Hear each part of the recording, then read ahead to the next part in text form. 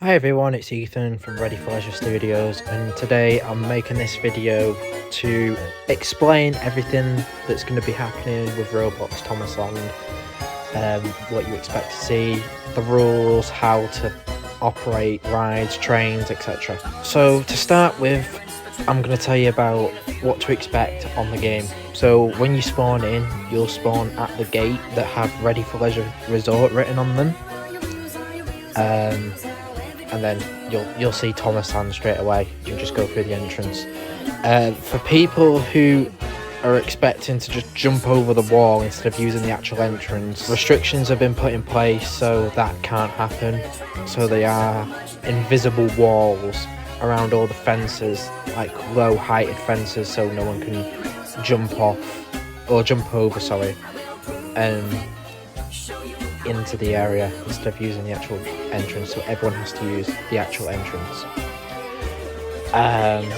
In regards to the rides have got invisible walls too, so no one could interrupt a ride that's in operation, like jumping over, as well as the train. Now, within regards to what rides will be operating at the launch, they are Thomas, Percy and Rosie's Engine Tours, Cranky's Drop Tower, Harold's Heli Tours, Diesel's Locomotive Mayhem, Terrence's Driving School, and Emily's Adventure Play Area. Bulstrode, Bertie the Bus, and Ladies Carousel, Sodor Cars, and the Troublesome Trucks Roller Coaster will not be operating on the day of the launch, as some of them have been built but have not been scripted yet, and some of them have just not been built yet, but they will be in later updates. Let's go on to the engine tours. So if anyone can ride on the train, they can sit in the coach and they can ride the train, no problem. If you want to drive the train, you have to pay for the driver's pass, which is 475 Robux. The reason why there is a charge to drive the train, there's actually multiple reasons. One, I do Roblox as a living, or Roblox is one of the things I do for a living, so hence why I have to charge. Secondly, if anyone could drive the train, there's going to be like little kids that are going to come on and like troll everyone, and we don't want that. How you control the trains is a little different to what you would see in other games, where you sit in the train, you press W and it moves. Our engine tours is powered by row scale technology, so when you buy the pass, what you want to do is you want to head to the back of the Thomas Land. There'll be a sign behind Bulstrode, or where Bulstrode is going to be, and it says Engines Driver Pass. So there'll be a picture there of what it says, and there is like a force field type wall, so when you walk to it, if you've paid, you'll walk right in. If you haven't, I can't remember what it does. I don't know if it just kicks you out or if it kills you, but it'll do one of those things. And then you follow the lights through the building, through the like little tunnel thing. Then you'll reach this little section with the controllers, so you pick up a controller, then take it out to the engine and drive. We'll get to the engines in a minute. When a new server has been launched, when you enter Thomas Land and go into Knapford Station, no train will be there. That's to show that there isn't any trains running unless one of the players with a driver pass is on the game. So if there's no driver pass players on the game, there'll be no engines in Knapford Station. If there is only one person in the game that has the pass, then it'll only be Thomas that's operating, because he is on the main line and he has to be moved for other engines to come through. So Thomas has to be the only one running if there is only one person with the pass playing.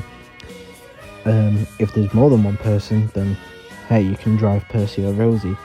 To drive Percy or Rosie, there's a spawn button in the green building where the driver pass players go to collect their controller, and you spawn either Percy or Rosie. The red coaches will be on a siding already. You just need to spawn one of the engines and then couple up and then drive to Knapford first, spin around, pick up your passengers and then go to Titmouth and basically just keep doing the cycle.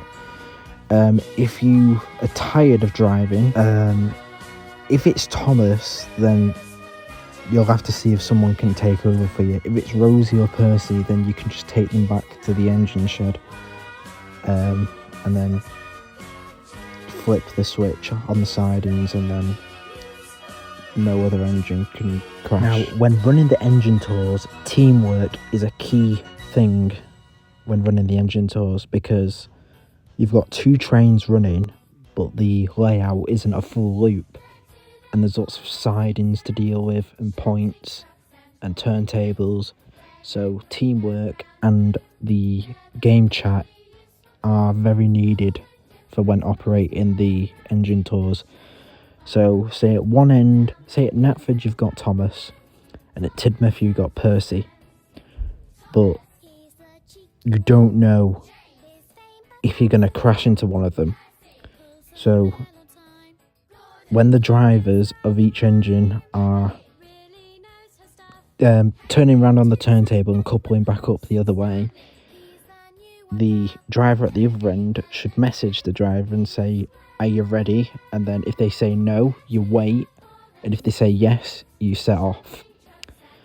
Now, another thing about the whole teamwork thing is all the points, all the switch tracks, they are manual controlled, so they're not automatic.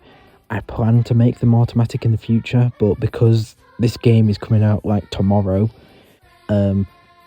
they are on manual control at the moment, so the drivers of each engine needs to be cautious about what setting they leave the points in. So when you leave a certain point, make sure it is set so it's convenient for the next engine to come through and they don't crash, because if they're going at high speed and they think the points are set for them and they're not, they're going to crash and then there's going to be problems. Now let's get on to some of the Thomasland rides.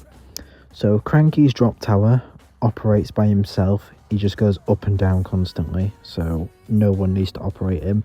Harold's Heli Tours has a control pad on the wall which can be operated by anyone, and it can be respawned if it gets faulty or breaks, which it probably wouldn't because it's been tested anyway, but it's there just in case. Terrence, obviously someone needs to operate him because it's a driving school. It has the word driving in the name, so you have to operate it. Diesel's Locomotive Mayhem, just get inside a dirty diesel and spin around like a dirty diesel. Emily's Play Adventure, there's not much to it, and there's not really any restrictions. All you do is go in, climb up and down the play frame and jump about. Maybe sit inside the Thomas thing, or you can go on Eco Freddy. Why not? Bulstrode, his platform is there, but Bulstrode does not exist. Not yet, anyway. But he will. He'll be there. Don't worry. For those who are going to be asking me, why is there no Winston? Where's Winston? Well, my Thomasland is based off the 2008 version, but you've got pictures of CGI Thomas, and in the shop, there's all engines go stuff. What are you talking about? Well, yeah, but it was kind of hard to find pictures, like perfect pictures of old Thomas stock to put in the shop. Yeah, let's get to the shop actually. So the Thomas shop is very well detailed, in my opinion anyway. But a lot of Thomas fans won't like the stock, but the stock is, well, like I just said, I can't get good quality images of the old stock that wouldn't look weird hung up on the pegs. People might like the wooden railway stuff though, because that new wooden railway is quite decent. Anyway, usually in Thomasland, in the shop, there's that ramp that you go up to where Winston is, but because Winston isn't there, you're not heading up to Winston. At the moment when you go up there, you just head into an empty room, but you can, if you turn left when you get to the top, you can find some windows and you can look through into Emily's Play Adventure. I don't know why you would want to do that, but it looks like that in the actual Thomas Land, so that's why I did it. One thing I should point out, you might see in the Thomas Land shop as soon as you go in, there is a Tractor Ethan section, but that's because this game is produced by Ready for Leisure Studios, so expect to have some sort of Tractor Ethan thing there. And if you have a problem with it, take it up with Roadman Chiffy.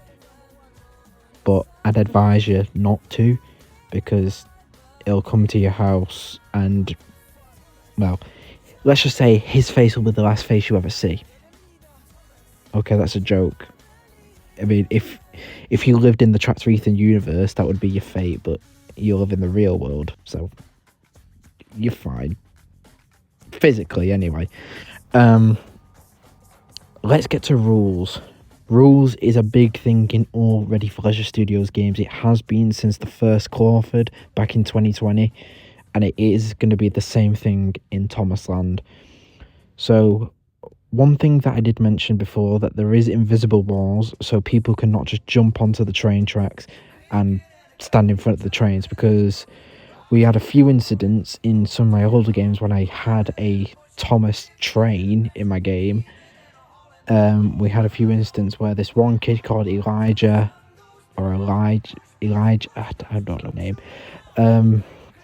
but he kept jumping on the tracks, kept apologising, saying he wouldn't do it again. He did again, and then I had to block him. And then, of course, he thought I was the bad guy, so he started spreading crap about me, saying that I was mean to him, when really he just broke the rules, and I banned him from the game permanently. And that will go for anyone else who does jump on the tracks and derails the trains. Another thing is no harassment, no bullying, no discrimination, no asking for admin. We'll get to the admin stuff in a minute. If a ride is in operation, like Harold or something, just wait your turn. Don't jump on. You can wait your turn. There is a few kiddie rides in the game. Now, my good friend Jack will probably only mainly go on there for those, and he probably will want to film them. If you do see him film them, for all the people who play Clawford, you already know this rule. For the new people that are going to be playing that don't know the rule, if he's filming, or he says he's filming, or it looks like he's filming, do not interrupt him, do not respawn the virus, just leave him alone, because if someone does bother him, he always tells me, and then I have to ban the person. So just leave him alone if you see him. Ban strikes. Now there's 3 different strikes. So you break a rule, you get banned for 24 hours. You break a rule again, it's 7 days. And if you think you can be so smart and break a rule a 3rd time, it's banned for life. So yeah, I wouldn't break the rules. Now let's get to admins. Now, admins that are on the game, they will be taking very strict measures to make sure there are no troublemakers breaking the rules or harassing anyone, or generally just being a little So currently there's me and 2 other admins. If you'd like to become an admin, I will be posting a link in the description of this video to an application form to become an admin. Now, what this does is we just check your background. We might ask you for some references from other games that you've been admin from, just to make sure that you are trustworthy and you're good to work for Ready for Leisure Studios as an admin. Some might get rejected. If you do, don't worry, because you could be trialed again, because we won't just reject you because we don't want you. It might be because we have too many admins, or because you haven't got the skills we need yet. But that doesn't mean you've been rejected permanently. So Don't be sending me messages kicking off saying, I want to be admin, I want to be admin. There's also some requirements For being admin, so one of them is your age. If you're under 16, you'll be rejected immediately because we're not asking for anyone under the age of 16 at this very second, because we need more mature developers and admins. We don't want to be risking leaving this game operated by children because they won't take the responsibility seriously. If you're interested in becoming a developer to make Thomasland better, we also will be making an application form for being a developer. Now, the requirements to get in to be a developer is a lot more stricter because we're trusting you with our games and our assets and our property. So this is going to be a much difficult thing to get into, but the application will explain everything. If you do wish to fill out an application, go to the link like I said in the description, download the file, fill it in, specify which position you want, and then screenshot it, and then go to Discord, request to personally message me, and then send your application, and I'll let you know if we've accepted you or not. And then if we have, we'll send you on to the next step of becoming admin or developer, whichever one you've chosen. So yeah, I think I've said everything I need to say in this video. The game comes out on the 10th, so that's tomorrow by the time you're watching this video, hopefully. We can't wait to launch it for you all. We expect to see a lot of familiar and new faces join the server. There'll be a grand opening, and the first ride will be on Thomas, so make sure as soon as you enter, go wait at Knapford Station, and I'll bring Thomas round for your first journey on the engine tours. So yeah, that's all I've needed to say. Hope to see you on the 10th. This is Ethan from Ready for Leisure Studios signing out, and we'll see you then. Goodbye.